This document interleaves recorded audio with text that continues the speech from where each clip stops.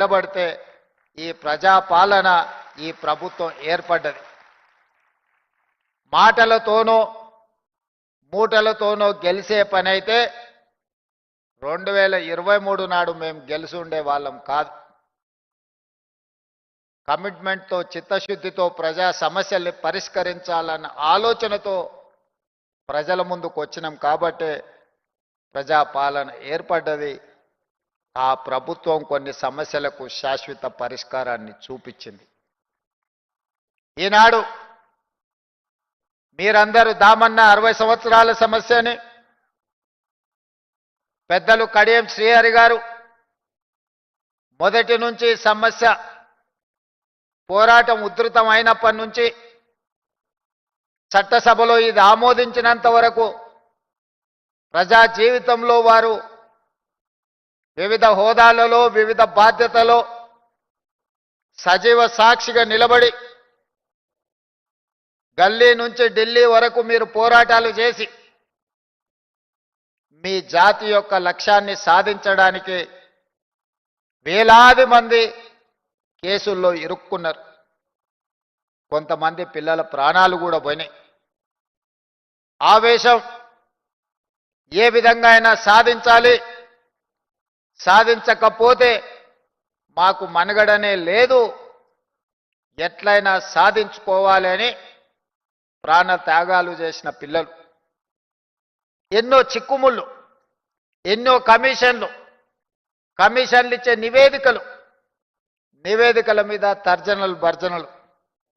ఏదైనా ఒక ఆదేశం వస్తే అది న్యాయస్థానం ముందు సమీక్షకు పెట్టి ఏదో ఒక రకంగా 2 అడుగులు ముందుకేస్తే 4 అడుగులకు వెనక్కేసే పరిస్థితిలో మీరందరూ ఉన్నారు.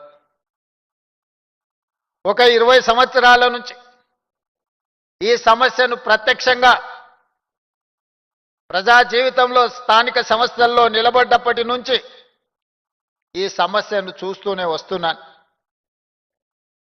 మీరు కొట్లాడిన ప్రతి సందర్భంలో నాకు చేతనైన సహకారాన్ని అందిస్తూనే వచ్చిన. మీరు కొట్లాడినప్పుడు, మీరు సమావేశాలు పెట్టినప్పుడు, మీరు ఎక్కడికైనా వెళ్ళాలనుకున్నప్పుడు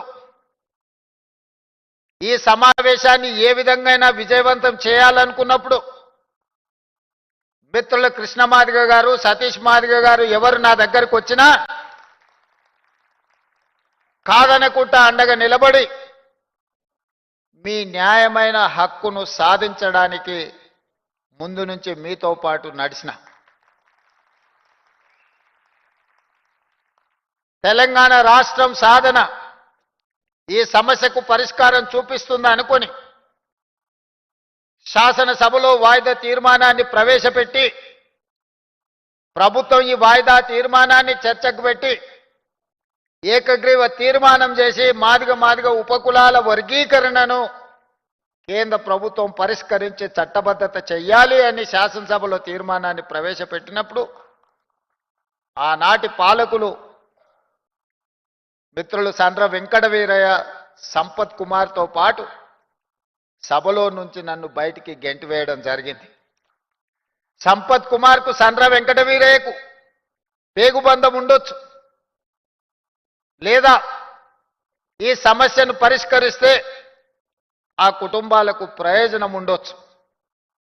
మరి మీరెందుకు మాకు అండగా నిలబడ్డారని మీరు ఆలోచన చేయొచ్చు.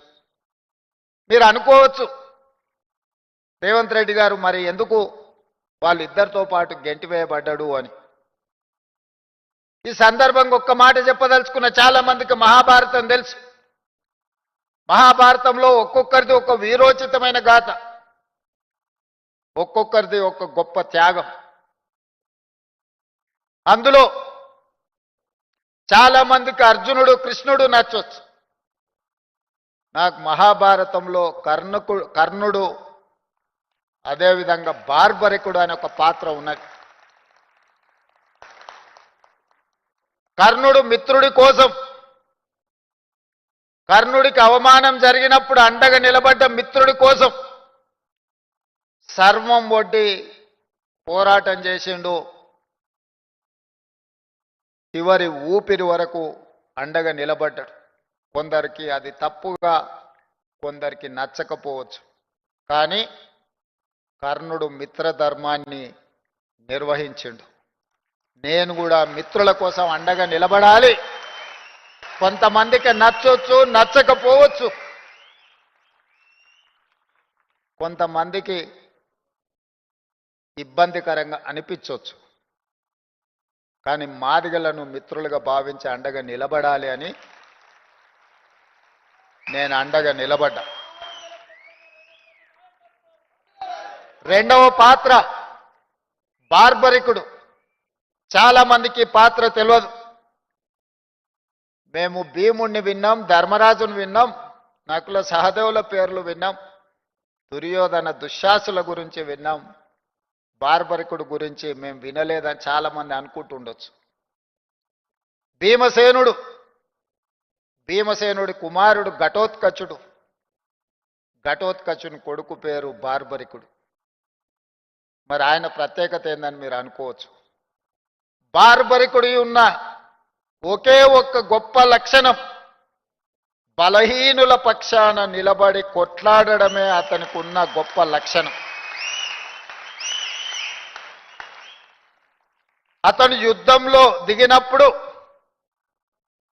న్యాయం బలహీనుల వైపు ఉంటే న్యాయబద్ధమైన బలహీనుల కోసం నిలబడే గొప్ప లక్షణం ఉన్నవాడు బార్బరికుడు. ఈ వర్గీకరణలో కూడా న్యాయం మీ పక్కన ఉంది, మీరు బలహీనులు కాబట్టే మీ పక్కన నిలబడి కొట్లాడాలి అని. ఇక నేను కూడా మీ పక్కన నిలబడకపోతే ఇక ఈ జాతికి మేలు జరగదని ఆలోచన చేసి రాజకీయపరమైన ఒత్తిడులు వచ్చినా మీ పక్కన నిలబడి ఈ సమస్యకు శాశ్వతమైన పరిష్కారం చూపించాలి అని ఒక ప్రయత్నం చేసిన. ఆ ప్రయత్నంలో పెద్దలు ఉత్తమ్ కుమార్ రెడ్డి గారు, దామోదర్ రాజనరసింహ గారు, డాక్టర్ మల్లు రవి గారు, సీతక్క గారు, శ్రీధర్ బాబు గారు, కమిషన్ చైర్పర్సన్ షమీం అఖ్తర్ గారు, చాలామంది అధికారులు, చాలామంది